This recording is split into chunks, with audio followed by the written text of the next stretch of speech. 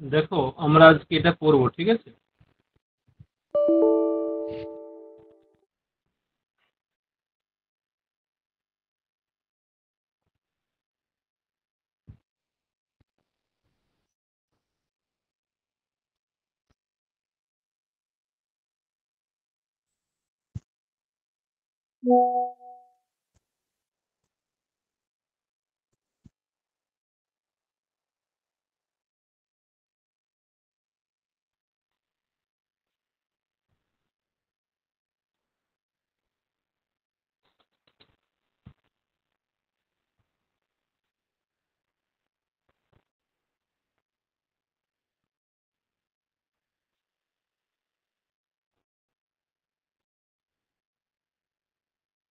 আমাদের দ্বিতীয় থেকে করবো, বিদ্যা সামঞ্জস্য থেকে করবো আজকে।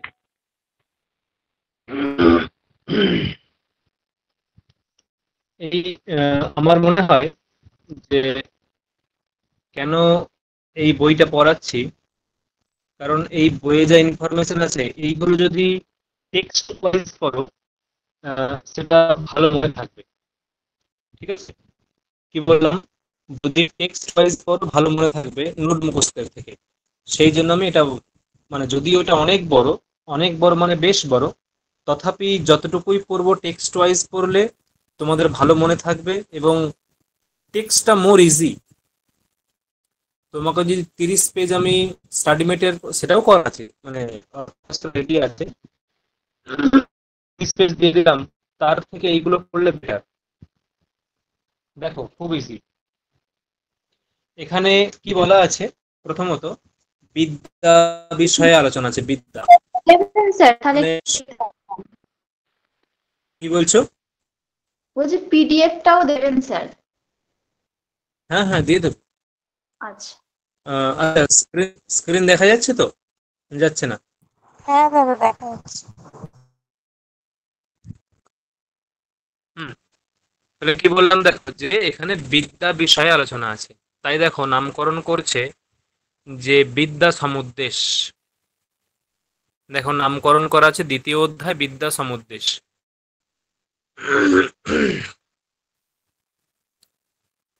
এখানে এই যে আমরা এখন যে পড়বো সেটা হচ্ছে অর্থশাস্ত্র।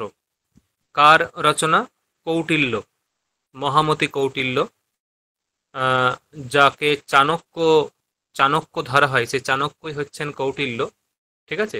চাণক্য মানে দ্বিতীয় চন্দ্রগুপ্তের যিনি গুরু ছিলেন, চাণক্য দ্বিতীয় চন্দ্রগুপ্তের যিনি গুরু ছিলেন সেই চাণক্য, তিনি কৌটিল্য, এরকম বলা হয়। অনেক মতভেদও আছে এই নিয়ে।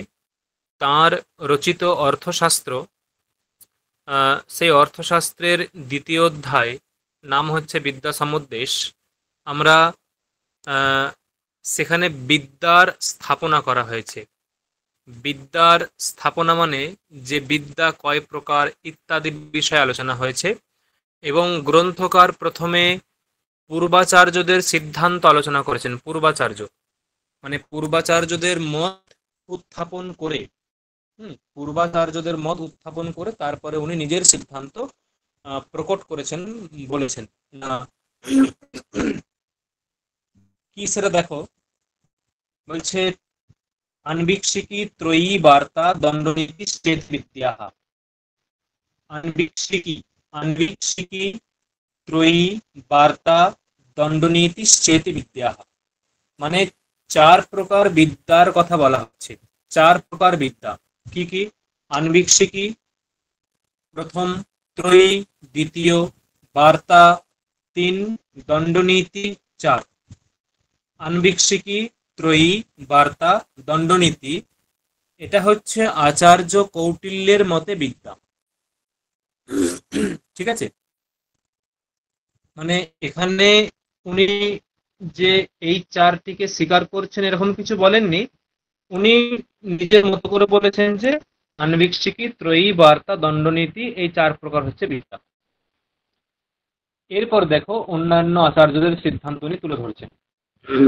বলছে ত্রয়ী বার্তা দণ্ডনীতি চেতি মানবাহা।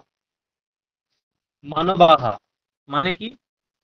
মানবাহা বলতে যে মনু সংহিতার যে রচনাকার মানে মনু, তার যারা অনুগামী তাদেরকে বলা হয় মানব।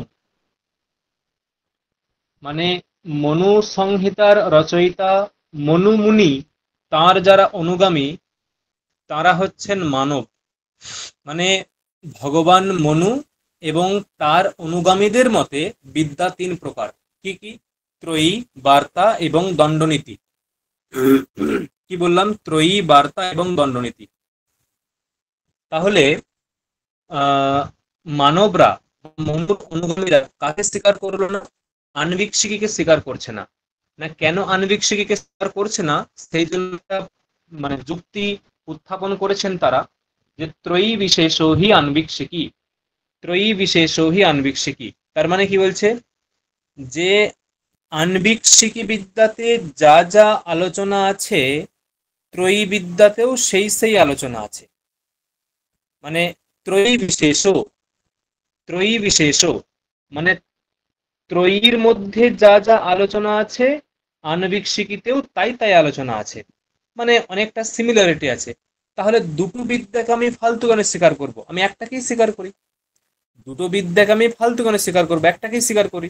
সেই জন্য এই দৃষ্টিকোণ থেকে আচার্য বা ভগবান মনু এবং তার যে অনুগামী, তারা আনবিক্ষিকীকে স্বীকার করে না, কেবলমাত্র ত্রয়ীকেই স্বীকার করে। কারণ তারা জানে ত্রয়ী অধ্যয়ন করলেই আনবিক্ষিকী বিদ্যার যে প্রতিপাদ্য বিষয় সেটাও আমরা জানতে পারবো। এই হচ্ছে বক্তব্য। তাহলে মানবদের মতে বিদ্যা কয় প্রকার? তিন প্রকার: ত্রয়ী, বার্তা, দণ্ডনীতি। পরবর্তী হচ্ছে বার্তা দণ্ডনীতি চেতি বার্হস্পত্যাহ। বার্তা, বার্তা দণ্ডনীতি চেতি বার্হস্পত্যাহ মানে বৃহস্পতি, দেবগুরু বৃহস্পতি, তার যারা অনুগামী তাদেরকে বলা হয় বার্হস্পত্য। দেবগুরু বৃহস্পতি এবং তার যারা অনুগামী তাদেরকে বলা হয় কি না? বার্হস্পত্য। সেই বার্হস্পত্যদের মতে, ঠিক আছে, বার্হস্পত্যদের মতে বা দেবগুরু বৃহস্পতি তাদের যে অনুগামী, সেই তাদের মতে কি বলছে না বিদ্যা কয় প্রকার? বিদ্যা হচ্ছে দুই প্রকার। কি কি? না বিদ্যা দুই প্রকার। কি কি?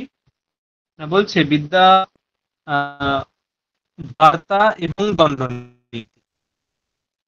বার্তা এবং দণ্ডনীতি হচ্ছে বিদ্যা।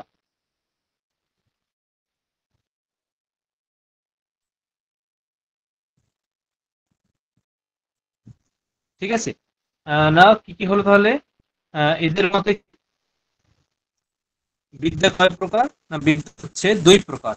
বৃহস্পতি, দেবগুরু বৃহস্পতি এবং তার যে অনুগামী, তার বিদ্যা দুই প্রকার: বার্তা এবং দণ্ডনীতি।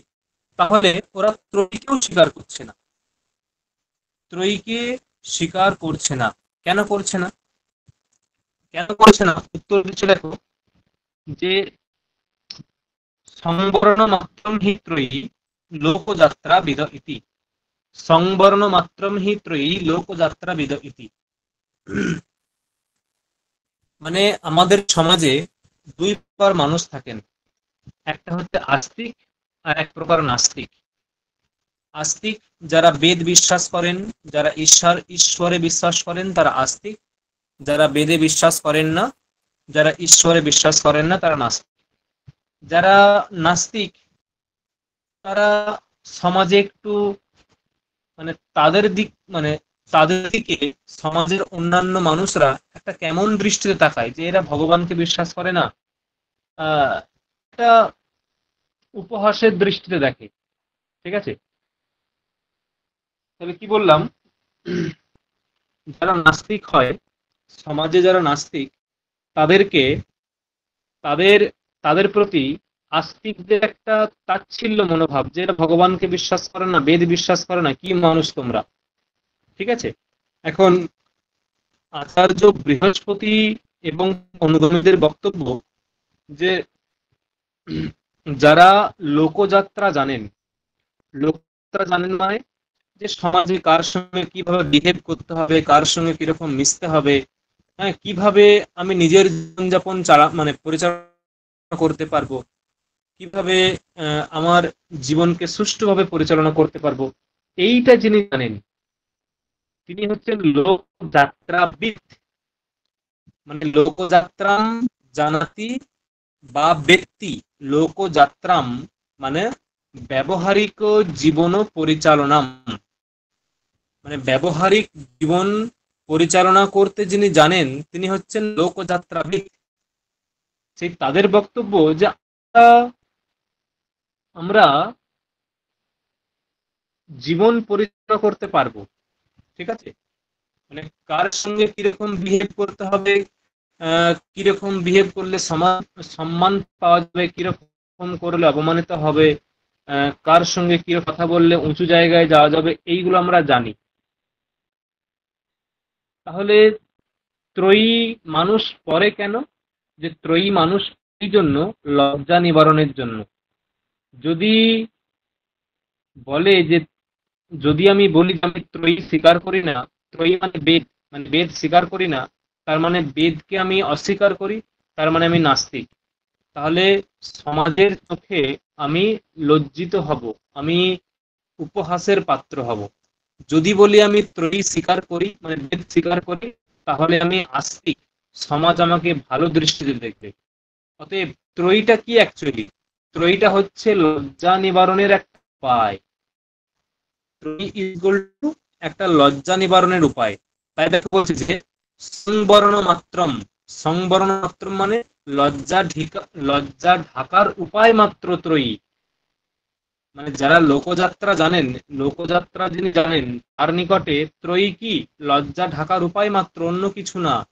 তাই ত্রয়ীকে আমার স্বীকার করার দরকার নেই। এই হচ্ছে বক্তব্য।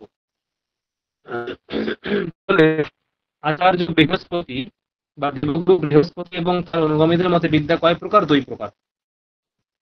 পরবর্তীতে বলছে যে উশনস, উশনস মানে হচ্ছে যে দৈত্যগুরু শুক্রাচার্য।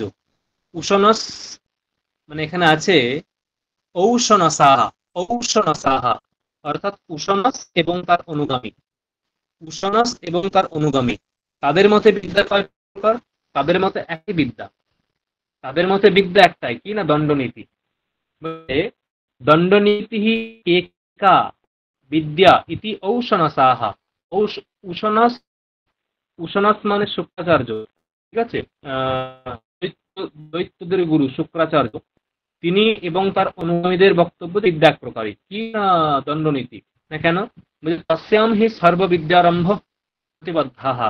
বলছে ওই যে দণ্ডনীতি, তার মধ্যেই সমস্ত বিদ্যা প্রতিরম্ভ বা বিদ্যা সর্ববিদ্যারম্ভ প্রতিবদ্ধা। মানে তুমি যদি দণ্ডনীতির ঠিকঠাক প্রয়োগ করো, তুমি যদি দণ্ডনীতির প্রয়োগ ঠিকঠাক করো, তাহলে সমস্ত বিদ্যা অটোমেটিক তোমার আয়ত্তে চলে আসবে। কিরকম? ধরো দণ্ডনীতি মানে কি? অপরাধের, মানে যথাযথ অপরাধের যথাযথ শাস্তি, অপরাধের জন্য শাস্তি বিধান, এটা হচ্ছে দণ্ডনীতিতে আছে। ধরো ব্রাহ্মণ বালক, তার উপনয়ন সংস্কার হয়ে গেছে, ব্রাহ্মণ বালক তার উপনয়ন সংস্কার হয়ে গেছে, উপনয়ন সংস্কার হয়ে গেলে তাকে শাস্ত্র অধ্যয়নের জন্য গুরুগৃহে যেতে হয়। ব্রাহ্মণ বালকের এটা কর্তব্য। সে গেল না, সে বলল না আমি যাবো না, গুরুগৃহে গেলে আমি খেলতে পাবো না, আমি টিভি দেখতে পারবো না, মোবাইল দেখতে পারবো না, আমি গুরুগৃহে যাব না। ঠিক আছে, সে গেল না। কেউ তাকে শাস্তিও কেউ তাকে শাস্তিও দিল না। তাহলে এইরকম করে কিন্তু হবে না। যখন সে গুরুগৃহে যাবে না, তাকে যথার্থ শাস্তি দাও, ঠিক আছে, এমন শাস্তি সে যেন তার কর্তব্যটুকু করে। তাহলে সে গুরুগৃহে চলে গেল। শাস্তি যখন যখন বিধান করবে, দণ্ডনীতি শাস্ত্র অনুসারে তুমি যখন দণ্ড বিধান করবে তার উদ্দেশ্যে, সে ভয়ে গুরুগৃহে চলে যাবে। তাহলে সে তার কর্তব্য করবে। যখন সে কর্তব্য করবে, তখন সেখানে গিয়ে কি করবে? আনবিক্ষিকী বিদ্যা, ত্রয়ী বিদ্যা, বার্তা বিদ্যা সব অধ্যয়ন করবে। সব গুরুগৃহে গিয়ে সব অধ্যয়ন করবে। তার মানে কি? কিভাবে হলো? দণ্ডের মাধ্যমে হলো। তুমি যদি দণ্ড প্রয়োগ না করো, এসব কিচ্ছু থাকবে না। কেবলমাত্র দণ্ডকেই তুমি বিদ্যা বলে মানো, কিছুকে বলে মানতে হবে। যখন কেবল দ্বন্দ্বকে বিদ্যা বলে মানবে, দেখবে সব অটোমেটিক চলে আসবে তোমার কাছে, সব অটোমেটিক তুমি পেয়ে যাবে। কিন্তু দণ্ডকেই তুমি বাদ দাও, তাহলে কিন্তু আর কিছু হবে না। তাই 4 রকম বিদ্যা স্বীকারের দরকার নেই, ওইগুলো অটোমেটিক্যালি চলে আসবে। তুমি দণ্ডকেই ঠিকঠাক একমাত্র বিদ্যা বলে স্বীকার করো, যার দ্বারা তুমি সবকিছু গ্রহণ করতে পারবে। এই হচ্ছে কুশনস মানে শুক্রাচার্যের সিদ্ধান্ত। চতস্র এব বিদ্যাহ, 4টি বিদ্যা কৌটিল্যে। চতস্র মানে বলছে দেখো, কৌটিল্য বলছে যে যা বলছে বলে আমার দেখার নেই, বিদ্যা 4 প্রকারই। হ্যাঁ, কি বললো, বৃহস্পতি কি বললো, বা মনু মুনি কি বললো, আমার দেখার দরকার নেই, বিদ্যা 4 প্রকারই। তাই চতস্র এব বিদ্যাহ, বিদ্যা 4 প্রকারই ইতি কৌটিল্যः। বলছে তাভির ধর্মার্থ যদ বিদ্যা তদ বিজ্ঞান বিদ্যা। তাভির ধর্মার্থৌ, তাভিঃ ধর্মার্থৌ যৎ বিদ্যাৎ তৎ বিদ্যাম বিদ্যাত্বম। মানে বলছে এই বিদ্যাগুলির তাৎপর্য কি, মানে বিদ্যার বিদ্যাত্ব কোথায়, বিদ্যা বিদ্যাত্ব কোথায়। বুঝে দেখো, তাভি মানে, তাভি মানে এভি বিদ্যাভি, এই বিদ্যাগুলির দ্বারা ধর্ম এবং অর্থের জ্ঞান হয়, ধর্ম বিষয়ে জ্ঞান হয় এবং অর্থ বিষয়ে জ্ঞান হয়। এটাই হচ্ছে বিদ্যার বিদ্যাত্ব, এটাই হচ্ছে বিদ্যার তাৎপর্য। হুম, এটাই হলো বিদ্যার বিদ্যাত্ব, এটাই হলো বিদ্যার তাৎপর্য। অতএব ধর্ম এবং অর্থের জ্ঞাপনেই হচ্ছে বিদ্যার বিদ্যাত্ব, অন্য কোথাও নয়। মানে বিদ্যার মাধ্যমে কি হয় না, ধর্ম এবং অর্থের জ্ঞান হয়। বলা বলে চৈতা আসাম, আর তো কি আছে? আচ্ছা, এই যে আছে, বলছে দেখো, এই যে আনবিকশিকি বলা হলো, আনবিকশিকি বিদ্যার মধ্যে কি কি আছে, আনবিকশিকি বিদ্যা অ্যাকচুয়ালি কি কি।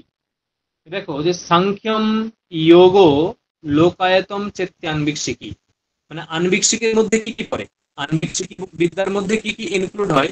সাংখ্যম যোগ লোকায়তম, লোকায়ত মানে হচ্ছে 4 ভাগ দর্শন। সাংখ্য এটা আনবিকশিকি, যোগ এটা আনবিকশিকি, লোকায়ত মানে 4 ভাগ দর্শন, এটা আনবিকশিকি। তাহলে এই 3টে বিদ্যাকে নিয়ে বা এই 3টে দর্শনকে নিয়ে আনবিকশিকি শাস্ত্র গড়ে ওঠে বা আনবিকশিকি বিদ্যা গড়ে ওঠে, মানে পূর্ণতা পায়। ত্রয়ীতে কি কি আলোচনা আছে? আচ্ছা, তার মানে সাংখ্যের তত্ত্ব, যোগের তত্ত্ব এবং 4 ভাগদের তত্ত্ব কোথায় আছে না, আনবিকশিকি বিদ্যার মধ্যে আছে। ত্রয়ীতে কি কি আলোচনা আছে? ধর্ম এবং অধর্ম, মানে ধর্ম ধর্ম ত্রয়্যাম আলোচিত, ধর্মাধর্ম ত্রয়্যাম আলোচিত, ধর্ম কি অধর্ম কি এই বিষয়ে ত্রয়ী, ত্রয়ী মানে বেদ, ওটা পরে আমরা আজকে পড়বো। ঠিক আছে, ত্রয়ীতে আলোচনা আছে। আর অর্থ অনর্থ মানে লাভ কিভাবে হবে, অর্থের আগম কিভাবে হবে, আর অর্থের গমন কিভাবে হয়। ঠিক আছে, এইগুলো বার্তা বিদ্যাতে আলোচনা আছে, বার্তা বিদ্যা। আর নয়াপনয়, কোনটা নীতিমূলক কোনটা অন্যায়মূলক। নয় মানে নীতি, অপনয় মানে মানে মানে অনৈতিক। নয় মানে নীতি, অপনয় মানে অনৈতিক। তাহলে দণ্ডনীত্যাম কিম কিম বা কিম আলোচিত, দণ্ডনীত্যাম নয়ঃ অপনয়শ্চ, মানে নৈতিক কর্তব্যম অনৈতিক কর্তব্যম চ দণ্ডনীত্যম আলোচিতম। ঠিক আছে, বলা বলে চৈতাসাম হেতুভি অপেক্ষমানা আনবিকশিকি লোকস্য উপকরতি। বলছে আনবিকশিকি বিদ্যা কি করে, আনবিকশিকির কাজ কি। বলছে লোকস্য উপকরতি, লোকের উপকার করে।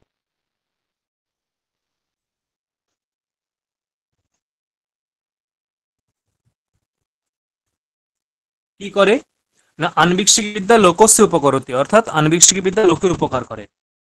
না আর কি করে, বলছে ব্যসনে অভ্যুদয়ে চ বুদ্ধিম অবস্থাপয়তি। ব্যসন, ব্যসন মানে যখন মানুষের খুব খারাপ অবস্থা হয়, দুর্দশাগ্রস্ত মানুষ হয়ে যায়, মানুষ যখন দুর্দশাগ্রস্ত হয়, খুব শোচনীয় অবস্থায় চলে যায়, আর সংসার চলছে না, টানতে পারছে না, ঠিক আছে, বা অন্য ক্ষেত্রেও খুব শোচনীয় অবস্থা, তখন বুদ্ধিম অবস্থাপয়তি, অবস্থা মানে ধরো অত্যন্ত আহ, দেনা করে ফেলেছে, অনেক ঋণ করে ফেলেছে, সে কি করবে, শোধ করতে পারছে না, তখন সে হয়তো আত্মহত্যা করলো, আত্মহত্যা করলো।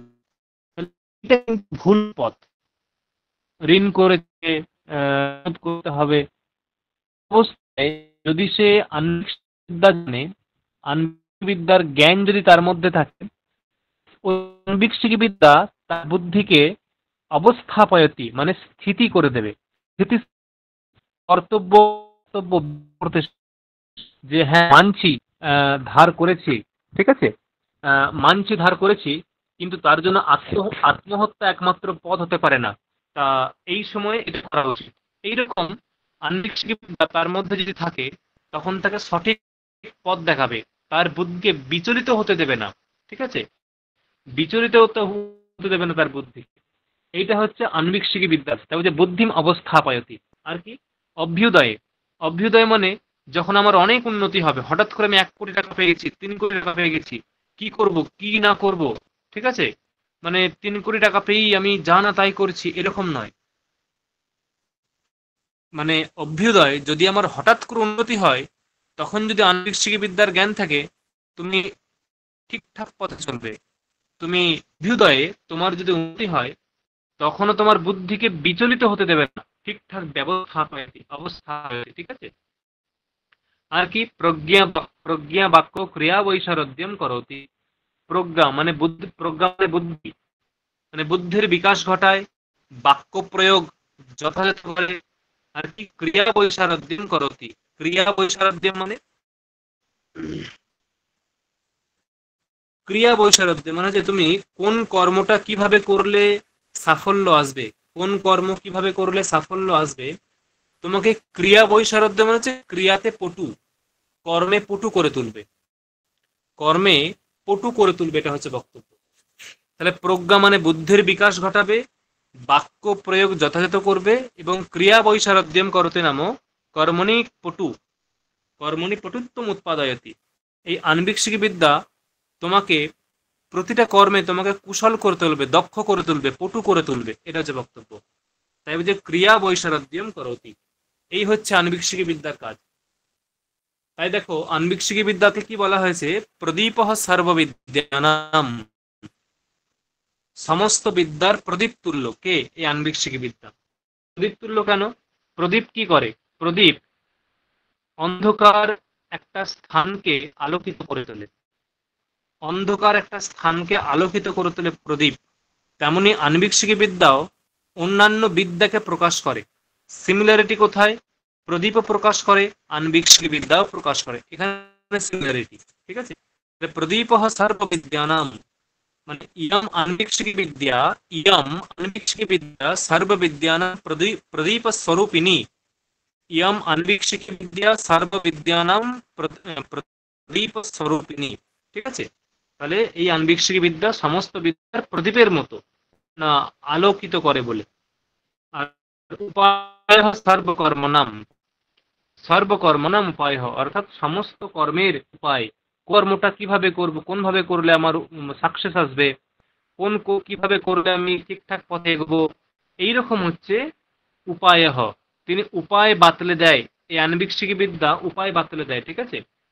আর কি আশ্রয় সর্বধর্মনাম, শাশ্বত আন্বিক মতা। এই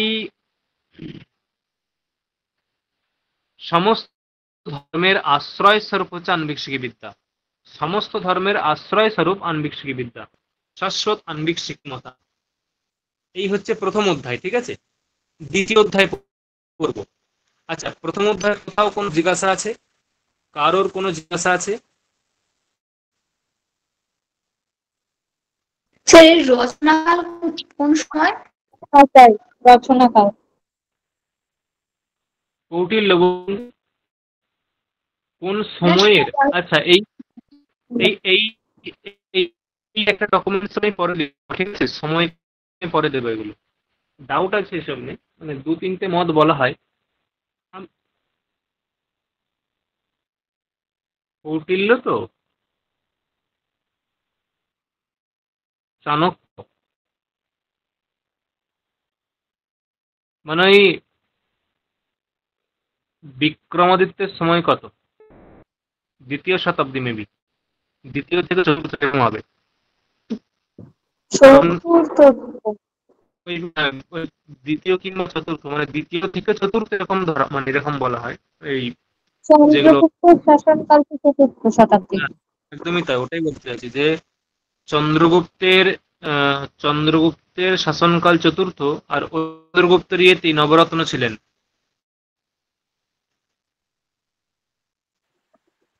কিন্তু এই চন্দ্রগুপ্ত তো মৌর্য বংশের যে চন্দ্রগুপ্ত, ওনার হ্যাঁ। আর কি মন্ত্রী ছিলেন চাণক্য। তাহলে সময় চন্দ্রগুপ্ত মৌর্যের সময়কালটা হচ্ছে 326 বিসি, মানে খ্রিস্টপূর্বাব্দে। সেহেতু হুম চাণক্যের সময় ওই সময়টাই হবে। হুম হুম ওই চতুর্থ শতাব্দী হবে।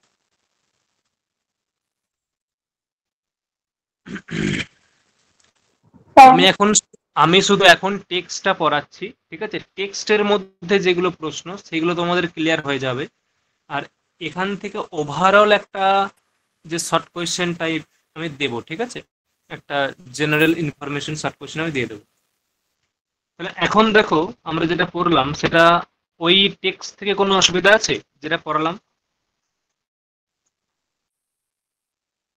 কারোর কোনো জিজ্ঞাসা আছে?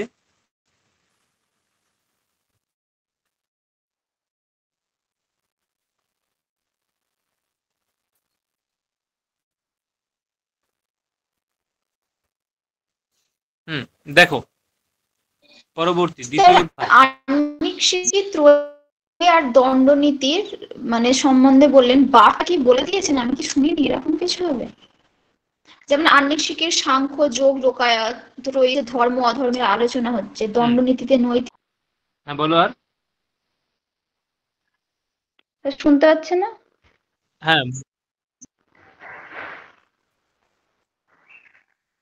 বার্তাটা পরে বলবে, বার্তা আছে। ও আচ্ছা। বার্তা এর পরের পরেরটাই বার্তা আছে, এখানে বার্তা নাই, এর পরের পরেরটাই, মানে এই যে এখন যেটা পড়ছি তার পরেরটাই বার্তা আছে। দেখো কি বলছে, ওই যে ত্রয়ী বললো না, আনবিক্ষিকী ত্রয়ী, ত্রয়ী বলতে কি কি? দেখো বলা হচ্ছে যে সাম ঋক यजुर्वेदस्त्रयस्त्रयी। সাম ঋক यजुर्वेद মানে সামবেদः ঋগ্বেদः यजुर्वेदः ইতি ত্রয়ঃ ত্রয়ী। এই তিনটে হচ্ছে ত্রয়ী। ত্রয়ঃ ত্রয়ী, ত্রয়ী নাম সামবেদः ঋগ্বেদः यजुर्वेदः। এতে ত্রয়ঃ ত্রয়ী বা এতেষাম ত্রয়াণাম ত্রয়ী সংজ্ঞা। এই তিনটের কে ত্রয়ী বলা হয়। অথর্ববেদ ইতিহাস বেদৌ চ বেদাহ। তার মানে দেখো, আমরা জানি প্রসিদ্ধ বেদ কটা? প্রসিদ্ধ বেদ কটা? 4টে। কিন্তু এই যে কৌটিল্য মানে অর্থশাস্ত্রে ত্রয়ী বলতে ঋক্সাম যজু, এটা হচ্ছে ত্রয়ী। অথর্ববেদ, অথর্ববেদও কিন্তু বেদ, অথর্ববেদ ও বেদ। তার সঙ্গে দেখো জুড়েছে ইতিহাস ও বেদও, মানে অথর্ববেদ প্লাস ইতিহাস, এটাও কিন্তু বেদ, ইতিহাসও হচ্ছে বেদ। অথর্ববেদ, অথর্ববেদ যেমন বেদ, তেমনি ইতিহাসকেও বেদ রূপে ধরেছে। তার মানে অর্থশাস্ত্রের মতে বেদ কটা হলো? 5টা হয়ে গেল। কিন্তু দেখো, অথর্ব অর্থশাস্ত্রের মতে বেদ 5 প্রকার। সাম ঋক যজুর্বেদাস্ত্রয়স্ত্রয়ী অথর্ববেদ ইতিহাস বেদৌ চ বেদাহা। মানে 4টে প্রসিদ্ধ বেদ আছে, ঋক সাম যজু অথর্ব, তার সঙ্গে ইতিহাসকেও বেদ বলে স্বীকার করছেন। এই বেদের 6টা অঙ্গ আছে। কি কি? শিক্ষা, কল্প, ব্যাকরণ, নিরুক্তম, ছন্দ, বিচিতি, জ্যোতিষমিতি, চাঙ্গানি। শিক্ষা, কল্প, নিরুক্ত, ছন্দ, জ্যোতিষ, ব্যাকরণ। শিক্ষা, কল্প, নিরুক্ত, ছন্দ, জ্যোতিষ, ব্যাকরণ ইতি বেদস্য ষট অঙ্গানি, 6টা অঙ্গ। এখন দেখো বলছে এই যে ত্রয়ী মানে ঋক সাম যজু, এটা কিভাবে উপকার করে? কিভাবে উপকার করে? বলছে এষ ত্রয়ী ধর্ম চতুর্নাম বর্ণানাম আশ্রমানাঞ্চ স্বধর্ম স্থাপনাৎ ঔপকারিক। এষ ত্রয়ী ধর্ম, এই মানে ত্রয়ীতে প্রতিপাদিত যে ধর্ম, ত্রয়ী ধর্ম, দ্যাট মিনস ত্রয়ীতে প্রতিপাদিত যে ধর্ম সেটা হলো ত্রয়ী ধর্ম। ত্রয়ীতে প্রতিপাদিত যে ধর্ম সেটা ত্রয়ী ধর্ম। ত্রয়ী মানে ঋক সাম যজু, এই তিনটে বেদের মধ্যে যে যে ধর্ম প্রতিপাদন হয়েছে তার দ্বারা কি হয়, চতুর্নাম বর্ণানাম, চারটে বর্ণ, ব্রাহ্মণ ক্ষত্রিয় বৈশ্য শূদ্র, এই যে চারটে বর্ণ এবং আশ্রমানাঞ্চ,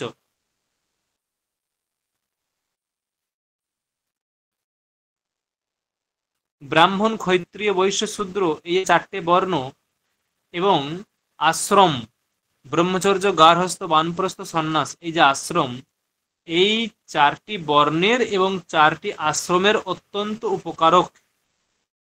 কে উপকারক না, এই কালিদাস।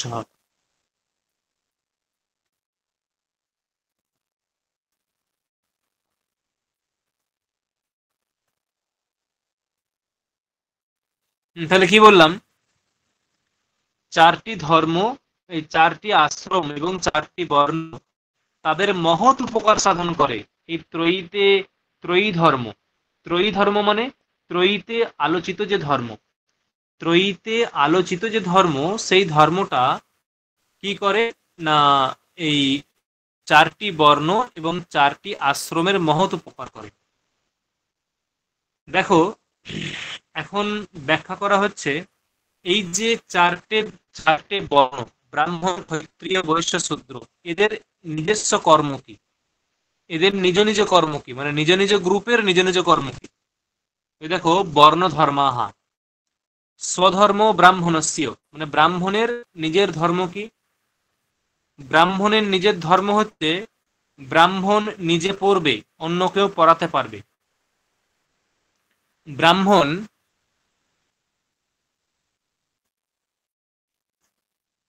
এইগুলো সবই কিন্তু প্রাচীন কালের মানে রীতিনীতি, কিন্তু এখনকার কিন্তু এগুলো মিলবে না।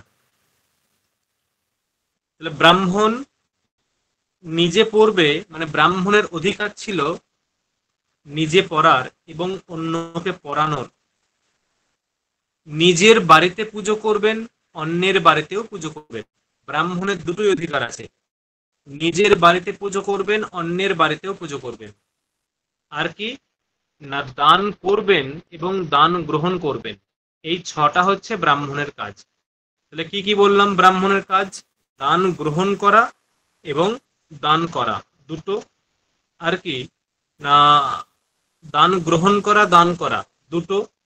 আর হচ্ছে নিজের বাড়িতে পুজো করা আর অন্যের বাড়িতে পুজো করা চারটে। নিজের বাড়িতে পড়া, অন্যের বাড়িতে পড়ানো ছটা। মোট এই ছটা হচ্ছে ব্রাহ্মণের কাজ।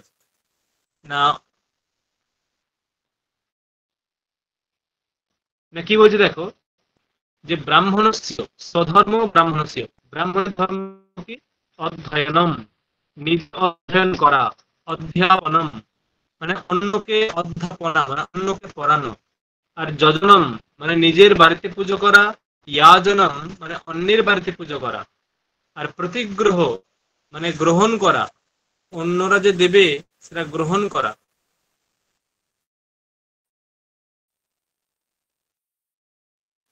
হুম, নিজে গ্রহণ করা, অন্যের বাড়িতে গ্রহণ করা, দান এবং প্রতিগ্রহ, এই হচ্ছে এই ছটা হচ্ছে ব্রাহ্মণের কর্তব্য।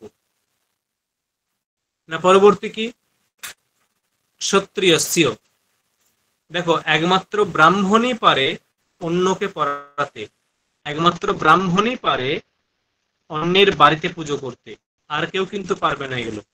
তাই দেখো পরবর্তী তিনটে গ্রুপই এগুলো থাকবে না। বলছে ক্ষত্রিয়স্য অধ্যয়নম মানে নিজে পড়তে পারে, নিজে পড়তে পারে, ইয়াজনম মানে অন্যের বাড়িতে পুজো করা।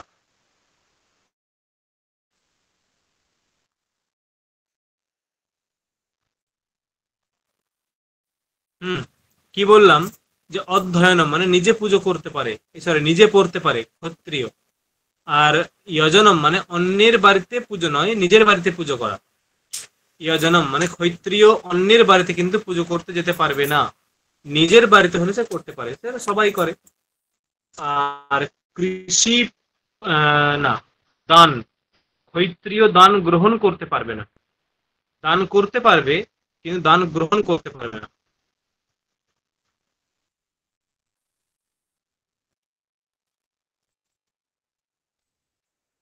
দেখা গেছে যে তাহলে ক্ষত্রিয় কি কি হলো না অধ্যয়ন করবে, নিজের বাড়িতে যজন করবে অর্থাৎ পুজো করবে এবং দান করবে আর কি শস্ত্রাজীব ভূত রক্ষণাঞ্চ। শস্ত্রাজীব মানে অস্ত্র শস্ত্রের মাধ্যমে ভূত রক্ষণম মানে তার সাম্রাজ্যকে রক্ষা করবে, পৃথিবীকে রক্ষা করবে। মানে এখন যারা সৈনিক পদে আছে বর্ডারে, ওরা হচ্ছে ক্ষত্রিয়, ওরা হলো ক্ষত্রিয়, ঠিক আছে।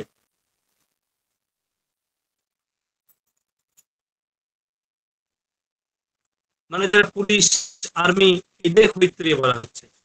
আচ্ছা, বৈশ্যস্য বৈশ্যের কি কাজ না অধ্যয়ন যজন। অধ্যয়ন নিজে নিজে অধ্যয়ন সবাই করতে পারে, ঠিক আছে। কি বলছে যে বৈশ্যস্য অধ্যয়নম মানে অধ্যয়ন করবে, যজন করবে, নিজের বাড়িতে পুজো করবে, দান করবে। দান কিন্তু ব্রাহ্মণ ছাড়া আর কেউ গ্রহণ করতে পারবে না, মানে দানের গ্রহণটা ব্রাহ্মণ ছাড়া অন্য কেউ হতে পারবে না। তো কি কি হলো অধ্যয়নম অধ্যাপনম, সরি অধ্যয়নম যজনম, অধ্যয়ন এবং যজন।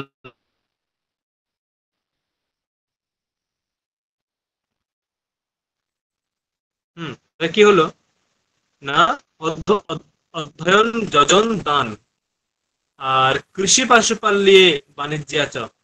এবং যে যারা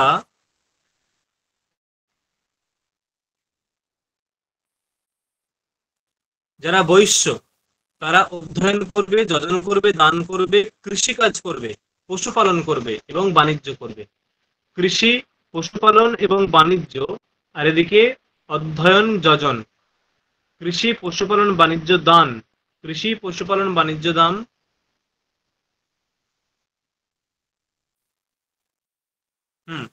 আর শূদ্রের কি দুই জাতি শুশ্রূষা। দুই জাতি শুশ্রূষা মানে ব্রাহ্মণদেরকে সেবা করা।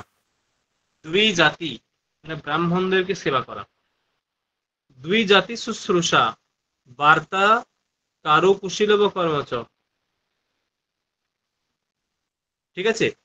নাকি বলছে যে শূদ্রের কি না দুই জাতি শুশ্রূষা অর্থাৎ যে ব্রাহ্মণদের সেবা করা আর বার্তা বিদ্যা করা। বার্তা বিদ্যা মানে বার্তা বলতে হচ্ছে কৃষি, পশুপালন, বাণিজ্য, এই তিনটিকে একসঙ্গে বার্তা বলা হয়। কৃষি, পশুপালন এবং বাণিজ্য এই তিনটিকে একসঙ্গে বার্তা বলা হয়, ঠিক আছে। তাহলে কাজ কি তাদেরকে সেবা করবে, কৃষি কাজ করবে, পশুপালন করবে, বাণিজ্য, কারুকুশীলব কর্ম। কারুকুশীলব কর্ম মানে যে ছোট ছোট যে শিল্প টাইপের যেগুলো হয়, মানে হস্তশিল্প, এইরকম ছোট ছোট কর্ম, হস্তশিল্প টাইপের যেগুলো হয় সেগুলো ছোট ছোট কর্ম বলছে, সেই রকম কর্ম শূদ্ররা করবে।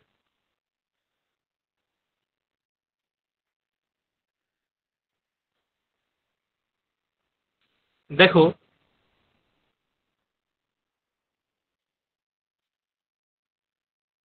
এটা গেল চারটে আশ্রমের কথা, চারটে আশ্রম। এরপরে দেখো ভুল বললাম, চারটে বর্ণের কথা গেল, চারটে বর্ণ, চারটে বর্ণের জন্য বলা হলো এই ডিউটি। তাহলে তাহলে ব্রাহ্মণদের কি কি হলো, ব্রাহ্মণদের যজন যাজন, দান প্রতিগ্রহ এবং অধ্যয়ন অধ্যাপনা।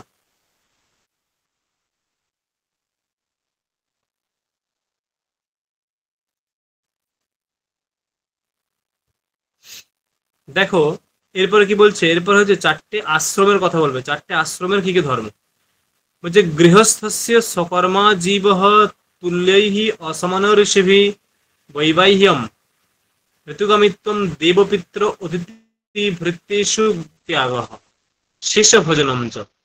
মানে গৃহস্থ, যিনি গৃহস্থ হবেন তার কি কি কর্তব্য, যিনি গৃহস্থ হবেন তার কি কি কর্তব্য বলা হচ্ছে।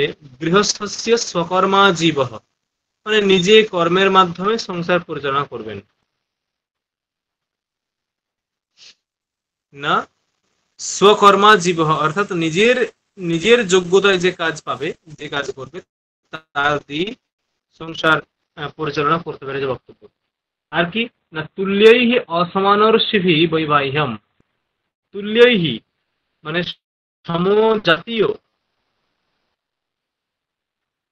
কিন্তু অসমানার্ষিভি।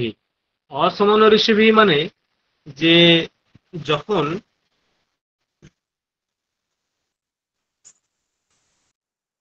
বিবাহ হয়, বিবাহের পূর্বে দেখবে গোত্র জানা হয়, গোত্র।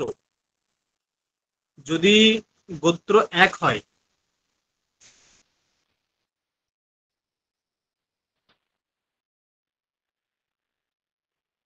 কি বললাম, যে বিবাহের পূর্বে গোত্র জিজ্ঞেস করা হয়। যদি এক হয়ে যায় তাহলে কিন্তু হবে না, গোত্র ভিন্ন হতে হবে। তাই দেখো বলেছে যে তুল্যইহি, মানে সমান জাতি হোক অসুবিধা নেই, কিন্তু অসমানর শিভিহি, অসমানর শিবি অর্থাৎ যে অসমান ঋষির গোত্রে উৎপন্ন যে ছেলে তার সঙ্গে বিবাহ দেবে। মানে অসমান ঋষির গোত্রে উৎপন্ন যে তার তার সঙ্গে বিবাহ কার্য করা উচিত। ঋতুগামিত্ব, ঠিক আছে, বোঝা যাচ্ছে। দেব পিতৃ অতিথি ভৃত্যেষু, মানে দেবতা, পিতা এবং অতিথি এরা যদি ঘরে থাকে, ধরো দেবতা আছেন, তাদেরকে না খেয়েই আমরা খেয়ে নিচ্ছি, এটা ঠিক নয়। এবং ধরো কেউ একজন এসেছেন, বড় মাপের মানুষ এসেছেন, তাকে বাইরে বসিয়ে রেখে শুধু এক গ্লাস জল দিয়ে আমরা ভেতরে অনেক কিছু খেয়ে নিলাম, ঠিক নয়। এবং অতিথি এলেও তাকে খাওয়ানো উচিত। তাই দেখো বলছে যে দেব পিতৃ অতিথি, দেবতা, পিতৃ এবং অতিথি, এদের এদের কি হবে,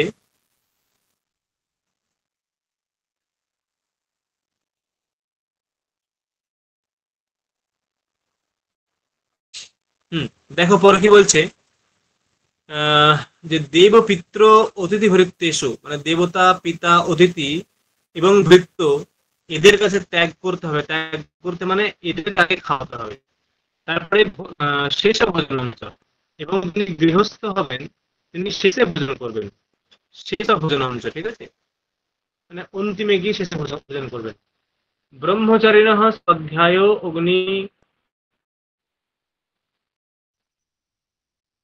ব্রহ্মচারিণঃ স্বাধ্যায় অগ্নিকার্যাভিষেকো ভৈক্ষবৃত্তিত্বম আচার্য প্রাণান্তিকি বৃত্তি তদভাবে গুরুপুত্রে সব্রহ্মচারিণী। অর্থাৎ কি বক্তব্য, যে ব্রহ্মচারিণঃ স্বাধ্যায়, মানে ব্রহ্মচারী, চারটি যে আশ্রম বললাম তার মধ্যে ব্রহ্মচারী একটা, না সেই ব্রহ্মচারী না, মানে ব্রহ্মচারীর কাজ কি, ব্রহ্মচারীর কাজ হচ্ছে যে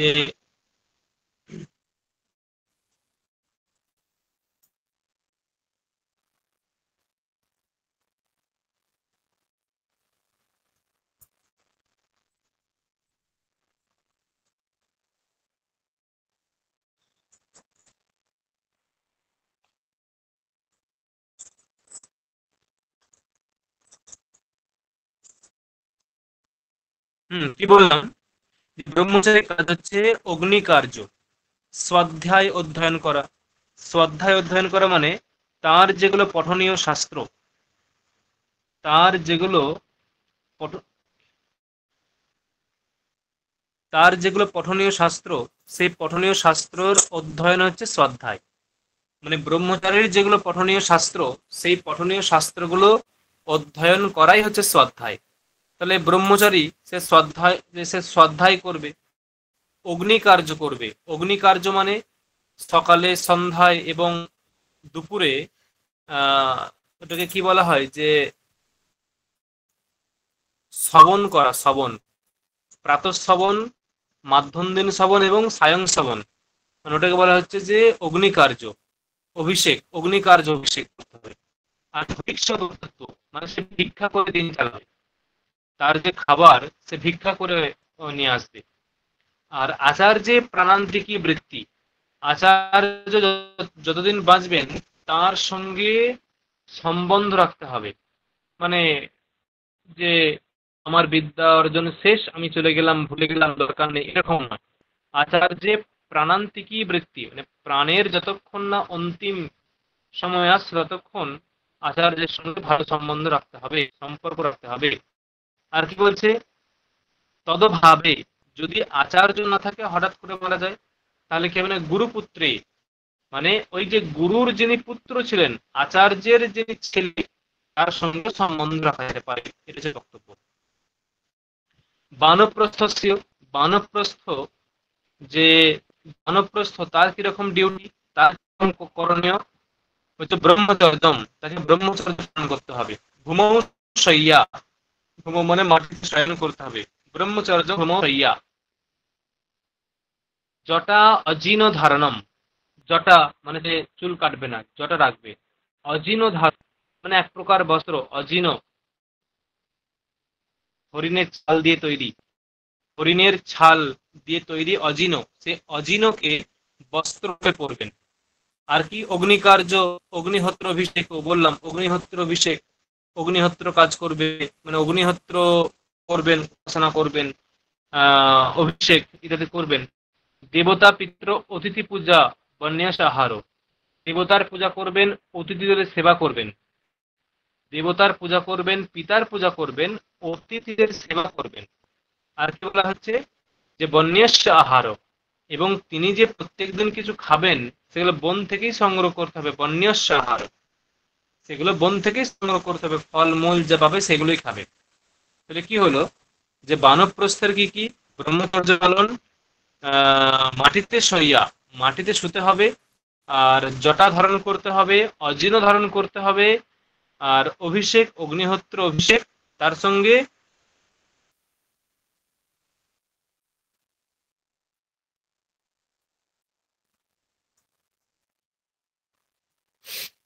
তাহলে কি হলো, দেবতা পিতৃ মানে পিতা এবং অতিথিদেরকে সেবা করতে হবে, আর বনে যা যা পাওয়া যাবে সেইগুলোই তোমাকে ভক্ষণ করতে হবে, আহার রূপে গ্রহণ করতে হবে।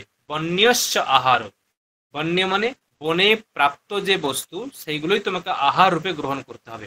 আচ্ছা, পরিব্রাজক মানে সন্ন্যাস, সন্ন্যাসের কি কর্তব্য, মানে যিনি সন্ন্যাসী, যিনি সবকিছু ত্যাগ করেছেন তার কি কর্তব্য, বলছে পরিব্রাজকস্য সংযতেন্দ্রিয়ত্বম, তিনি তার ইন্দ্রিয়গুলিকে সংযত করবেন। প্রথম কাজ ইন্দ্রিয়গুলিকে সংযত করবেন। আর অনারম্ভ, অনারম্ভ মানে তিনি নূতন করে কোনো কার্য আরম্ভ করবেন, নূতন করে কোনো কার্য আরম্ভ করবেন না, কারণ কার্য আরম্ভ করলেই সেই কার্যের ফল ভোগ করতে হবে, সেই ফল ভোগ করার জন্য তোমাকে পরজন্মেও আসতে হতে পারে। অতএব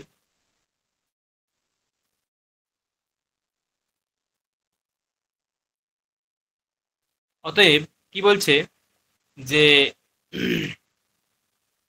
যে সংযতেন্দ্রিয়ত্বম মানে ইন্দ্রিয় সংযম করবে, অনারম্ভ কারোর সঙ্গে সম্বন্ধ করবে না, নতুন কোনো কাজ আরম্ভ করবে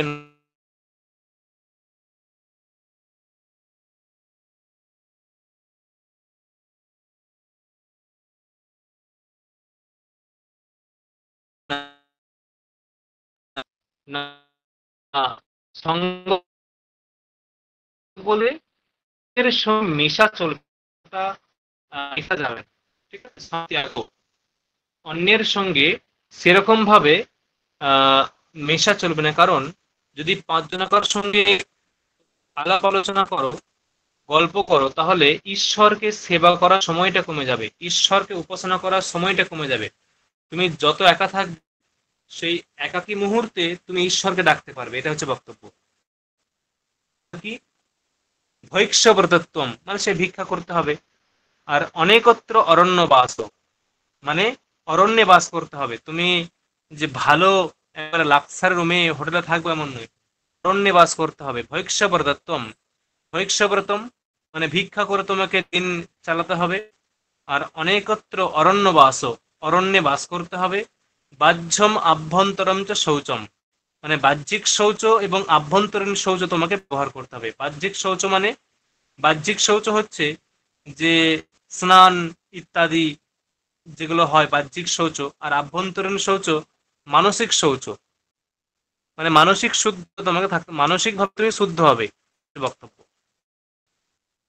এইগুলো হচ্ছে আহ সন্ন্যাসীদের বক্তব্য। এখন একটা নর্মাল বলা হচ্ছে যে সকলের জন্য কি, সকলের জন্য মানে যে যে ধর্মগুলো সবাই পালন করবে, সর্বেশাম অহিংসা, অহিংসা সকলের ক্ষেত্রেই বর্জনীয়। সত্য,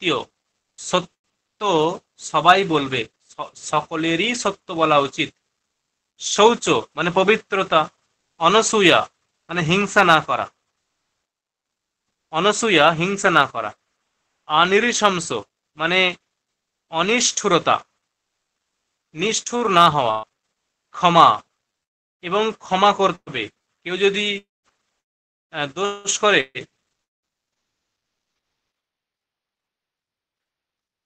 ঠিক আছে, তার উদ্দেশ্যে ক্ষমা প্রয়োগ করতে হবে।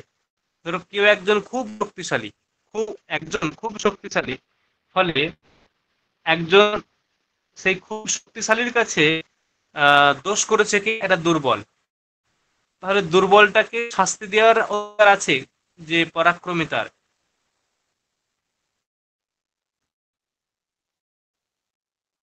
কিন্তু সেখানে ক্ষমাগুণ প্রয়োগ করতে হবে, মানে সবসময় যে মারবো হত্যা করবো এমন না, তাকে ক্ষমা করতে হবে।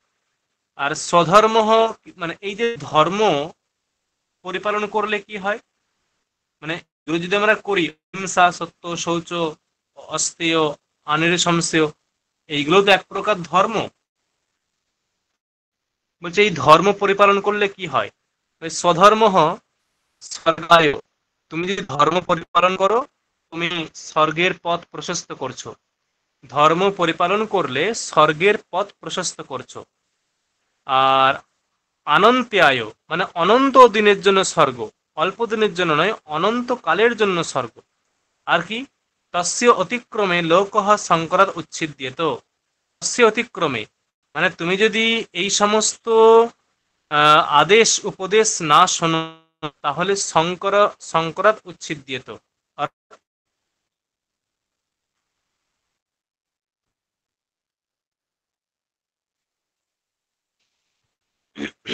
হুম, অর্থাৎ তস্য অতিক্রমে মানে এই এই ধর্মগুলো বা এই করণীয়গুলো বা এই কর্তব্যগুলো তুমি যদি পালন না করো, তাহলে আস্তে আস্তে এই লোক ব্যবস্থা উচ্ছন্ন হবে, উচ্ছৃঙ্খলা পরায়ণ হবে। ঠিক আছে, উচ্ছৃঙ্খলা পরায়ণ। তস্মাৎ স্বধর্ম ভূতানাম রাজা ন ব্যভিচারয়েৎ স্বধর্মম সন্নদানো হি প্রত্যচিহ্নন্নতি ব্যবস্থিতা মর্যাদঃ কৃতবর্ণাশ্রমস্থিতিঃ ত্রয়া হি রক্ষিত লোকো सीदति না প্রসীদতি না सीदति।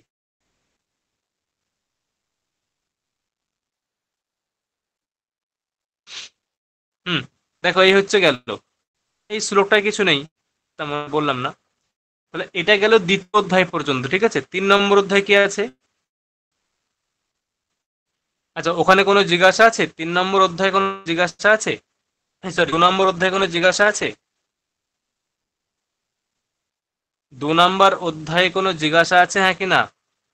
না স্যার, ঠিক আছে।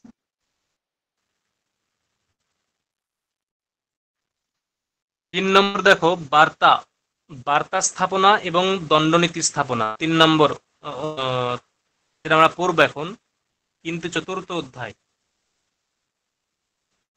কি বলছে, বার্তা কি প্রথমেই নিরূপণ করেছেন। বার্তা কি? কৃষি পশুপাল্যে বাণিজ্যাচ বার্তা, মানে কৃষি। হ্যাঁ বলো অর্চনা। চতুর্থ অধ্যায়। হ্যাঁ, চতুর্থ অধ্যায়।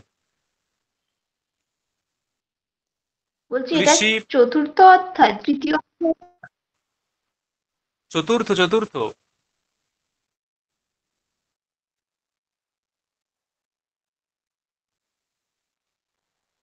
পেয়েছো? হ্যাঁ হয়েছে? স্যার, কিন্তু তৃতীয় অধ্যায়টা কি হবে স্যার? তৃতীয় অধ্যায়টা আগেরটা কি ছিল? আগেরটা স্যার দ্বিতীয়, আগেরটারই তৃতীয় তৃতীয় ছিল। অধ্যায় হলো তো। তৃতীয় হলো তো, মানে প্রথম স্যার, অধ্যায়টা দ্বিতীয় পড়ায়নি। অধ্যায়টা। প্রথম ও অধ্যায়টা আচ্ছা, পড়ায়নি অর্চনা, 2 থেকে পড়ানো হ্যাঁ চলছে, ঠিক 2 আছে। থেকে।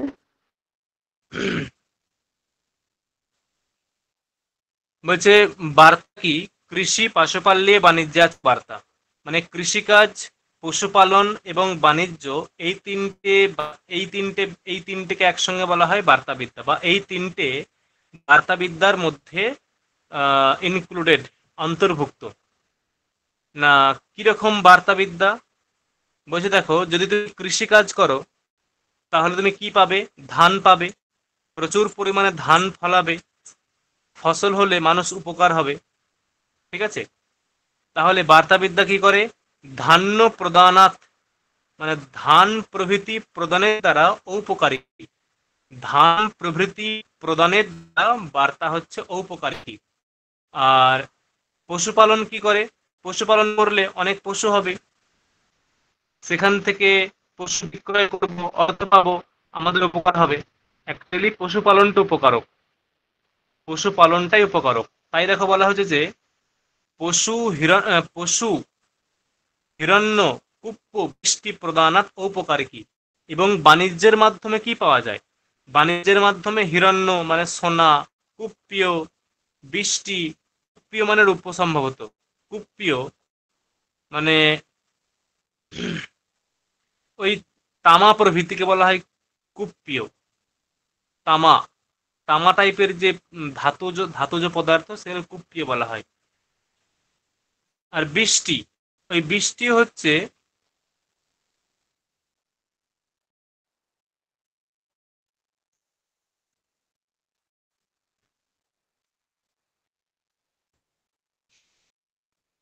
তাহলে কি হলো দেখো, যে বার্তা হচ্ছে কৃষি, পশুপালন, বাণিজ্য, এই তিনটেকে বলা হয় বার্তা।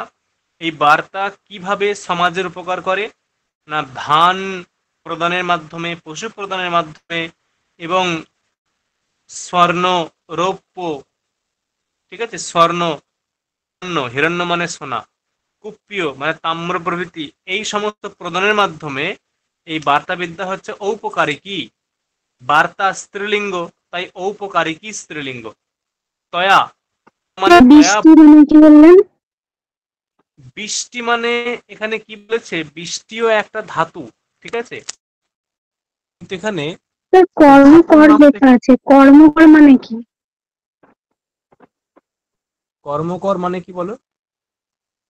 বৃষ্টি প্রদানাত লেখা আছে, দিয়ে কর্মকর প্রদানে সহায়তা করে এরকম লেখা আছে। কর্মকর কি? কর্ম করতি যস্য,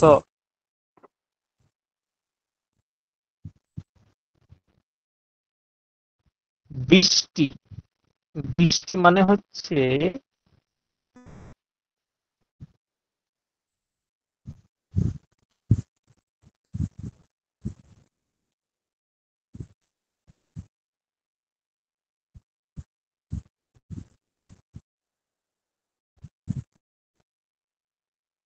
আচ্ছা, এখানে লেখা আছে বৃষ্টি অর্থ হলো বিনা বেতনের কর্মী বা ভৃত্যাদি প্রদানের সহায়ক। হুম, ওটাই। মানে শব্দ কল্পদ্রুমে দেওয়া আছে কি,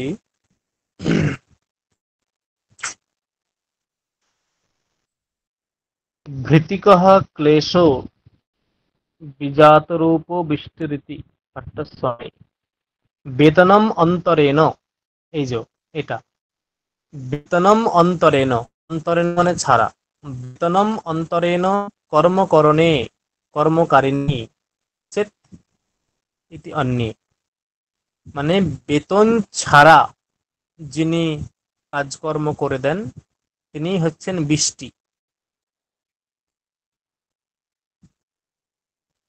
সুজাতা, বোঝা গেল কি বললাম? হ্যাঁ স্যার, বেতন, ওই যে বিনা বেতনের কর্মচারী। একদমই তাই, বেতন ছাড়া যিনি কাজকর্ম তিনি হচ্ছেন বৃষ্টি। নতুন শব্দ জানা হলো বৃষ্টি। তাহলে কি হলো, যে বৃষ্টি প্রদানাৎ ঔপকারিকী, এইভাবে এই বার্তাবিদ্যা উপকারক, উপকারিকী। তয়া স্বপক্ষম পরপক্ষম চ বশীকরতি কোষদণ্ডাভ্যাম। তয়া, তয়া মানে ওই বার্তাবিদ্যা, ওই বার্তাবিদ্যার মাধ্যমে, যদি তোমার কাছে বার্তাবিদ্যা, তুমি যদি বার্তাবিদ্যায় পটু হও, তাহলে তোমার কাছে প্রচুর ধান থাকবে, প্রচুর পশু থাকবে, প্রচুর মানে ধাতুজ, মানে মহার্ঘ ধাতুজ বস্তু থাকবে। যদি তাই থাকে, তুমি যথেষ্ট বড়লোক হবে, তাই না? তার দ্বারা যথেষ্ট তুমি ধনী হবে, প্রতিপত্তিমান ব্যক্তি হবে। যদি তাই হয়, তুমি যেমন তোমার পক্ষকে বশে রাখবে, তেমনি পরপক্ষ, তোমার যে শত্রুপক্ষ, তাকেও তুমি মানে বশে রাখতে পারবে। তাই বলছে যে তয়া, তয়া মানে ওই বার্তাবিদ্যয়া, সক্ষম পরপক্ষম চ বশীকরোতি কোষদণ্ডাভ্যাম। কোষদণ্ডাভ্যাম দ্যাট মিনস, যদি কারোর অনেক টাকা আছে, সে যখনই যেখানে যায় তার সঙ্গে তাকে বডিগার্ড হিসেবে 10-15 জন তার পিছু পিছু যায়। যে কিছু যদি হয়, ওরা ওই 10-12 জন তার হয়ে লড়বে। কেন না, ওই 10-12 জনকে সে হাতে রাখে, হাতের নিচেই রাখে। কিভাবে না, এই যখনই বিকালে বের হয়, কিছু খাইয়ে দেয়, চা খাইয়ে দেয়, বা আরো কিছু, কোন একটা রাত্রে ফিস্টি করে, পিকনিক করে, সে সবকিছু স্পন্সর করে। হ্যাঁ, যে ওই বার্তাবিদ্যার অধিকারী, বার্তাবিদ্যায় পটু যিনি, যিনি অর্থবান, তার কাছে প্রচুর অর্থ আছে, সে ফ্রিতে কিছু দিয়ে দিল, যা তোরা খেয়ে নে। এইভাবে নিজ পক্ষকে বশীভূত করে, আর পরপক্ষকে, যে শত্রুপক্ষ, সে যদি মানতে না চায়, তাকে দণ্ড দেবে, শাস্তি দেবে। ওই যে 10-15 জন নিয়ে গিয়ে বাড়িতে দুমদাম পিটিয়ে দিয়ে চলে আসবে, সে ভয়ে এমনি অটোমেটিক সে বশীভূত হয়ে যাবে। এই হচ্ছে স্বপক্ষ পরপক্ষাভ্যাম বশীকরতি, এই কোষ দণ্ডাভ্যাম। কোষ এবং দণ্ডের মাধ্যমে স্বপক্ষ এবং পরপক্ষকে বশীভূত করে থাকে। আনবীক্ষিকী ত্রয়ী বার্তানাম যোগক্ষেম সাধনো দণ্ডঃ তস্য নীতির দণ্ডনীতি। আনবীক্ষিকী ত্রয়ী বার্তানাম যোগক্ষেম সাধন বলছে, আনবীক্ষিক, আগে জানতে হবে যোগ মানে কি। যোগ মানে কি?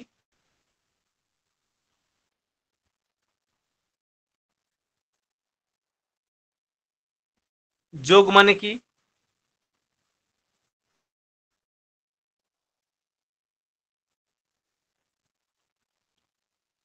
যোগ মানে হচ্ছে অপ্রাপ্ত বস্তুর প্রাপ্তি, অলব্ধস্য লাভঃ যোগঃ।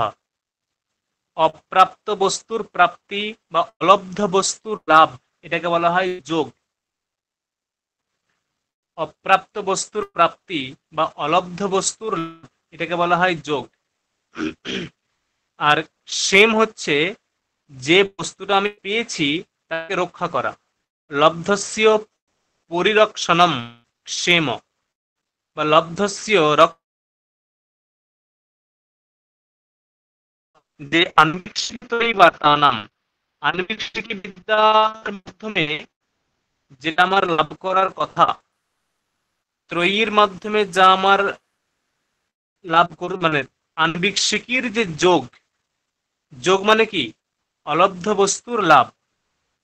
ত্রয়ীর যে যোগ মানে লব্ধ বস্তুর, অলব্ধ বস্তুর লাভ। বার্তার যে যোগ মানে অলব্ধ বস্তুর লাভ। তেমনি এই আনবীক্ষিকী বিদ্যার যে সেম, মানে আনবীক্ষিকী বিদ্যার মাধ্যমে যা আমি লাভ করেছি, সেটাকে রক্ষা করব কিভাবে? ত্রয়ী বিদ্যার মাধ্যমে যা লাভ করেছি তা কিভাবে রক্ষা করব? বার্তা বিদ্যার মাধ্যমে যা আমি লাভ করেছি তা রক্ষা করব কিভাবে? এর সাধন, এর উপায় হচ্ছে দণ্ড। এর উপায় হলো দণ্ড। তাই বলছে যে আনবীক্ষিকী ত্রয়ী বার্তানাম যোগক্ষেম সাধনও দণ্ডঃ তস্য নীতিহি দণ্ডনীতিহি, মানে দণ্ডস্য নীতিহি, মানে দণ্ডের যে নীতি, দণ্ড বিষয়ক যে নীতি, তাই হচ্ছে দণ্ডনীতি। দণ্ডনীতি মানে দণ্ড বিষয়ক যে নীতি, তাই হচ্ছে দণ্ডনীতি। অলব্ধ লাভার্থা, মানে তুমি দণ্ডনীতি কেন প্রয়োজন, দণ্ডনীতি শাস্ত্রের কেন প্রয়োজন? বলছে অলব্ধ লাভার্থা, অলব্ধ বস্তুর লাভের জন্য। অলব্ধ লাভার্থা, যা আমি লাভ করিনি। কি বললে? হ্যাঁ, কি বললে? সাধনা, যোগ সাধন, সাধন মানে উপায়, উপায়, উপায়, সাধন মানে উপায়। অর্চনা, শোনা গেছে কি বললাম? হ্যাঁ স্যার, শুনতে সাধন মানে উপায়। ঠিক আছে, তাহলে কি হলো? যে এই যে দণ্ডনীতি, দণ্ডনীতি তুমি কেন পড়বে? অলব্ধ লাভা, অলব্ধ বস্তুর লাভের জন্য। যা তুমি লাভ, যা তোমার কাছে অলব্ধ, যা তুমি লাভ করনি, সেটা লাভ করার জন্য তুমি দণ্ডনীতি পড়বে। যা তুমি লাভ করেছো, যা তুমি লাভ করেছো সেটা কিভাবে তুমি রক্ষা করবে, তার জন্য তোমাকে দণ্ডনীতি শাস্ত্র পড়তে হবে। লব্ধ পরিরক্ষণী, যা তুমি লাভ করেছো তা তুমি কিভাবে রক্ষা করবে, ঠিকঠাক সদুপায়ে তুমি কিভাবে সেটাকে ব্যবহার করবে, তার জন্য। রক্ষিত বিবর্ধিনী, আমি কিছু রক্ষা করে ফেলেছি, ঠিক আছে। রক্ষা করবে, ধরো যে আমার কাছে টাকা ছিল না, কেউ একজন বললো যা টিকিট কাট, ওই টিকিটটা কাটলে 1 কোটি টাকা পাবি। তাহলে ও বলে দিল, টিকিটটা কাটলাম, 1 কোটি পেয়ে গেলাম। তাহলে আমার কাছে অলব্ধ ছিল, আমি টাকা ছিল না, কিন্তু আমার 1 কোটি টাকা লাভ হয়ে গেল। ঠিক আছে, লাভ তো করে ফেলেছি, এটাকে রক্ষা করতে হবে। যখন 1 কোটি পেয়ে গেলাম, মদ গাঁজা বিড়ি খেয়ে ফুটিয়ে দিলে হবে না, নষ্ট করলে হবে না, তাকে ঠিকঠাক ভাবে রক্ষা করতে হবে। কিভাবে রক্ষা করব সেটা দণ্ডনীতি শাস্ত্রকে জানতে হবে। তার জন্য শুধু রক্ষা করলাম, এই 1 কোটিকে আমি কিভাবে 1.5 কোটি করব, কিভাবে 2 কোটি করব, কিভাবে 3 কোটি করব, এটাকেও আমার চেষ্টা করতে হবে, তাই না?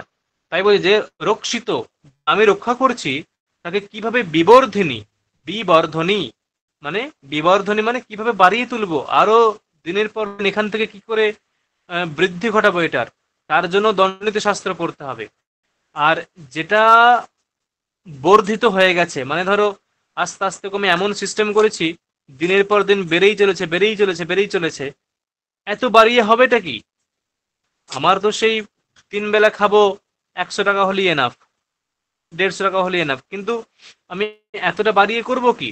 বলছে যেটা বাড়ছে সদুপায়ে অর্জন করছি, সৎ উপায়ে অর্জন করছি, তার জন্য কিছু তীর্থেষু প্রতিপাদনী, কিছু সৎ কাজে তুমি প্রতিপাদন করো, মানে তুমি দান করো। তীর্থেষু, তীর্থ কাজে, তীর্থক্ষেত্রে যাও, যেখানে মন্দির নির্মাণ হবে, ধর্মক্ষেত্রে কিছু দান করো। এইভাবে তোমাকে এগুলো করতে হবে, ঠিক আছে। তস্যায়ম, তস্যাম, সরি, তস্যাম আয়ত্তা লোকযাত্রা। তস্যাম আয়ত্তা মানে ওই দণ্ডনীত্যাম, দণ্ডনীতির মধ্যেই লোকযাত্রা আয়ত্তা, লোকযাত্রা এখানে মানে আয়ত্ত হয়ে আছে। বৈশ্যের, বৈশ্যের চাষবাস করা উচিত।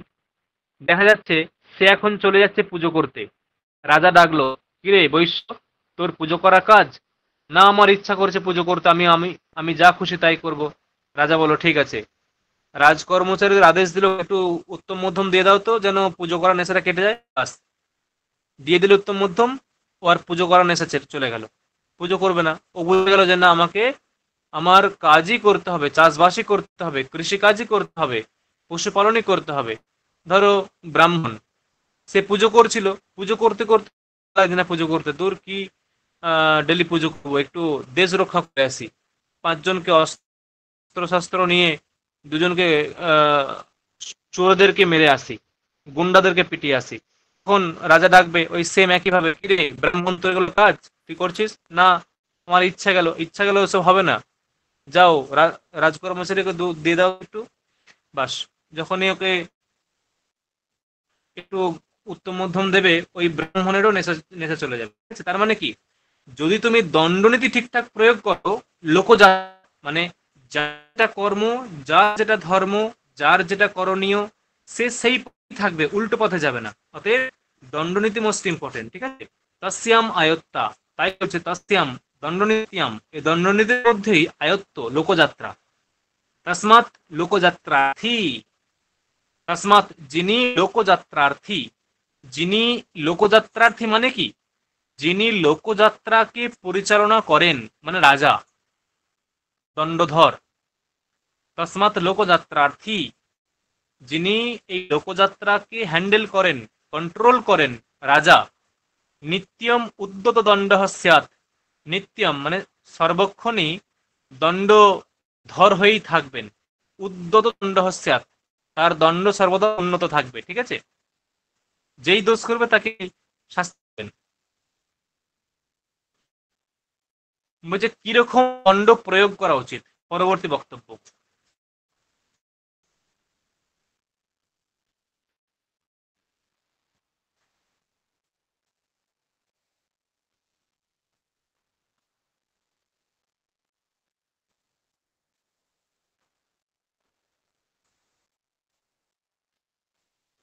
বলছে ভূতানাম বশোপনয়নম,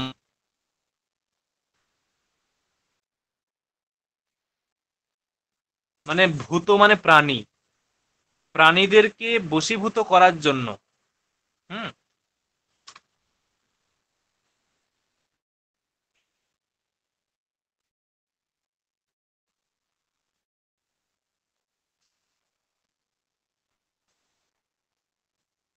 প্রাণীদেরকে বশীভূত করার জন্য ভূতানাম বশোপনয়নম, ঠিক আছে, মানে ভূত মানে প্রাণী, প্রাণী জগৎকে বশে আনার জন্য, বশোপনয়নম বশীভূত করার জন্য, দণ্ড যথা মানে দণ্ডের মতো, এবমবিধ ন অস্তি মানে দণ্ডের মতো অন্য কোনো উপায় নেই, দণ্ডই একমাত্র উপায়, দণ্ডই একমাত্র উপায়, ঠিক আছে। তাহলে কি বললাম যে যে ভূতানাম বশোপনয়নম, মানে ভূত মানে প্রাণী, প্রাণীদেরকে বশে রাখার জন্য দণ্ডের মতো ভালো উপায় আর কিছু হতে পারে না।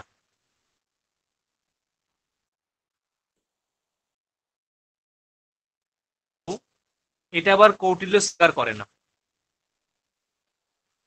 নেতি কৌটিল্য, কৌটিল্য তা স্বীকার করে না। কি বলছে যে তীক্ষ্ণ দণ্ড হি ভূতানাম উদ্বেজনীয়, তীক্ষ্ণ দণ্ড অর্থাৎ যে তীক্ষ্ণ দণ্ড অর্থাৎ ধরো কেউ অল্প দোষ করলো, তাকে প্রচুর পরিমাণে শাস্তি দিয়ে দিল, এটা হচ্ছে তীক্ষ্ণ দণ্ড। কেউ অল্প দোষ করলো কিন্তু তাকে প্রচুর পরিমাণে শাস্তি দিল, এটা হচ্ছে তীক্ষ্ণ দণ্ড। মানে যতটুকু দোষ করবে ততটুকুই শাস্তি দাও। কেউ যদি বাথরুম থেকে একটা মগ চুরি করে জন্য তাকে কোর্টে নিয়ে গিয়ে 2 লাখ টাকা ফাইন করে দিল, এটা ঠিক নয়। কিন্তু সে যেমন তার অপরাধ তেমন শাস্তি দাও। তাই বলছে যে তীক্ষ্ণ দণ্ড, রাজা যদি তীক্ষ্ণ দণ্ডধারী হন, রাজা যদি তীক্ষ্ণ দণ্ডধারী হন অর্থাৎ যে যাই দোষ করুক তাকে প্রচুর পরিমাণে দণ্ড দিচ্ছে, তাহলে কিন্তু সেটা ভূতানাম উদ্বেজনীয়, এতে প্রাণীরা অতিষ্ঠ হয়ে পড়বে। অতিষ্ঠ হয়ে গেলে তখন কিন্তু বিদ্রোহ হয়ে যেতে পারে। আবার মৃদুদণ্ড পরিভূয়তে, মৃদু মৃদুদণ্ড মানে ধরো যে যেমনই দোষ করুক অল্প অল্প শাস্তি দেয়। কেউ খুন করে দিয়েছে, একজন খুন করে দিয়েছে, খুনিকে ডেকে আনা হলো, রাজা বলল ঠিক আছে তুমি আমার ওই ঘরটা মুছে দাও, দিয়ে তোমার শাস্তি শেষ, চলে যাও। যে যেমনই দোষ করুক মৃদুদণ্ড, অল্প দণ্ড, সেই রকম করলেও কিন্তু হবে না। তাহলে সবাই মিলে খুন করতে শুরু করে দেবে, যে যাকে অপছন্দ তাকে মেরে ফেলবে, কিছুই হবে না, ঘর মুছে দিয়ে চলে আসবো, বাস তাহলেই শাস্তি শেষ হয়ে যাবে। তার মানে এটাও কিন্তু হবে না, মৃদুদণ্ড এক সময় দেখবে সবাই মিলে রাজাকেই খুন করতে আসবে। তাহলে যে রাজা মৃদুদণ্ডধারী হবেন সে পরিভূয়তে, সে হেরে যাবে সর্বত্র। আর যথার্হ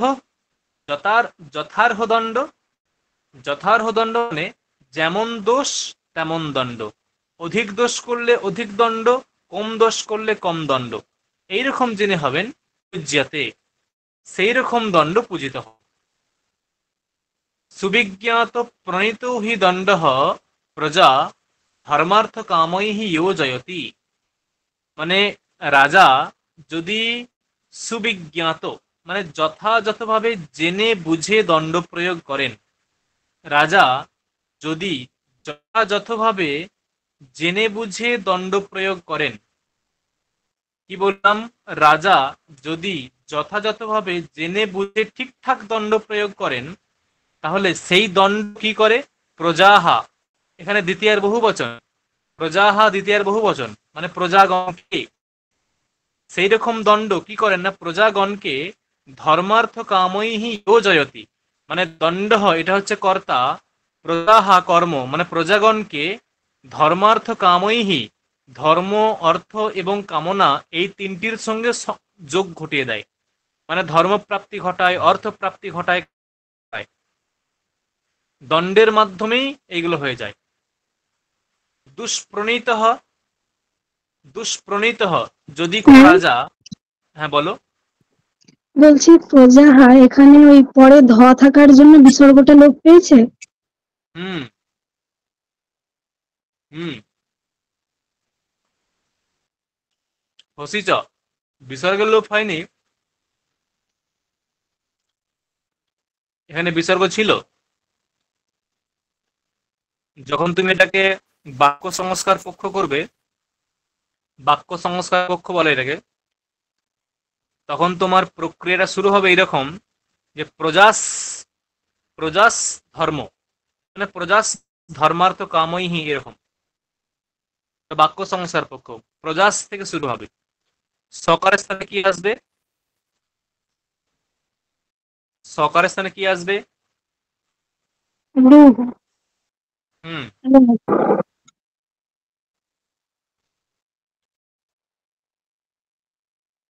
রু এলো। একটা সূত্র আছে হসিচ। হসিচ সূত্রের অর্থ হচ্ছে অকারের পরে, অকারের পরে যদি রু থাকে, ওই রুয়ের স্থানে জকার আদেশ হবে।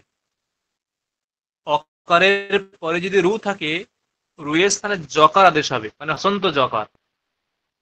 পরে যদি হস প্রত্যাহারস্থ বর্ণ থাকে, এখানে দেখো ধকারটা হস প্রত্যাহারস্থ বর্ণের মধ্যেই পড়বে আশা করি। হস, হস মানে হচ্ছে হ য়, এখান থেকে শুরু করে জব গডাদশ, তার আগে নিশ্চয়ই ঘটধস আছে, ঘটধস, ঘ ঢ ধ, ইয়ম ওয়াননম জভাই, ঘ ঢ ধস, জব গডাদশ, এই তালব্যস্য। আর ওদিকে হয় বরাটের হ দিয়ে হ, মানে হস, হসের মধ্যে ধকার পড়বে। তাহলে ধকারটা পরে থাকার জন্য ওই যে রু, রুয়ের স্থানে জকার আসবে। তাহলে প্রজায় ধর্মার্থ কামৈহি এরকম হয়ে গেল। এরপরে সূত্র আসবে লোপহ সাকল্যস্য। লোপহ সাকল্যস্য সূত্র দিয়ে ওই জকারটা লোপ হয়ে যাবে। অবর্ণ পূর্বয়োঃ, হ্যাঁ স্যার বুঝলাম। অবর্ণ পূর্বয়োঃ ইয়কার বকারয়োঃ লোপো বা হসি, এরকম সূত্র, ঠিক আছে? লোপো এরকম।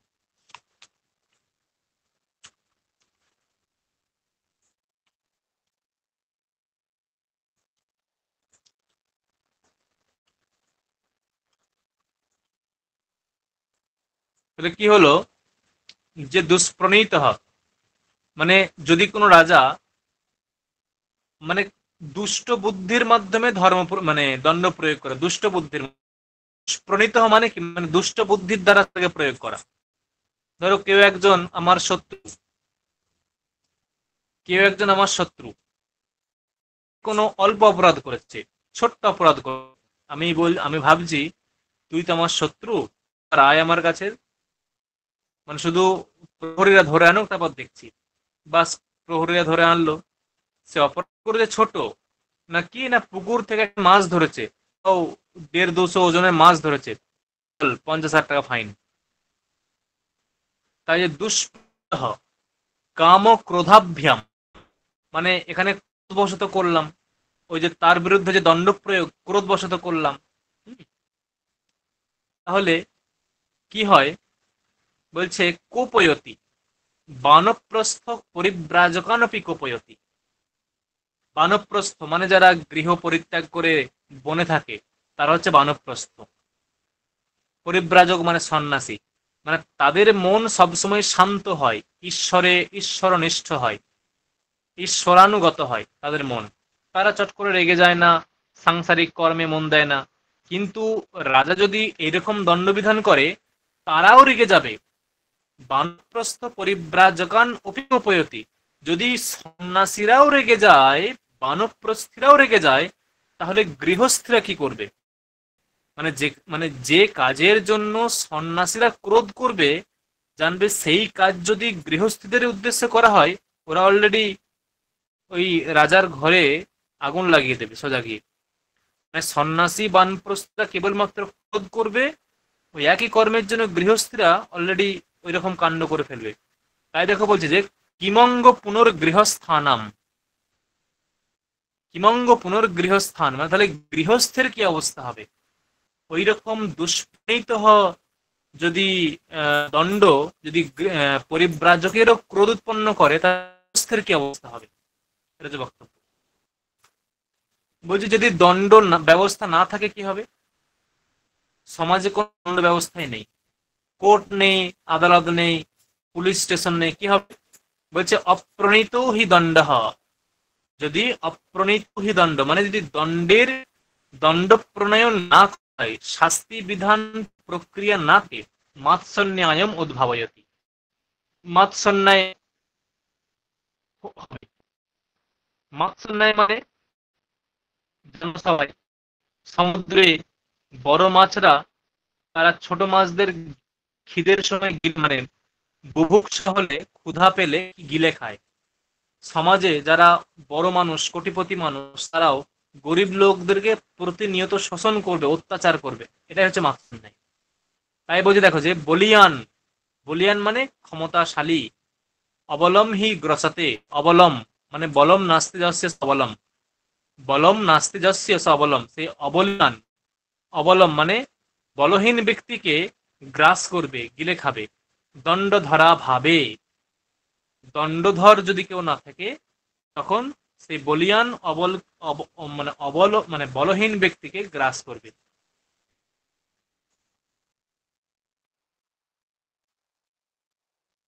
আর কি হয়ে গেল? তো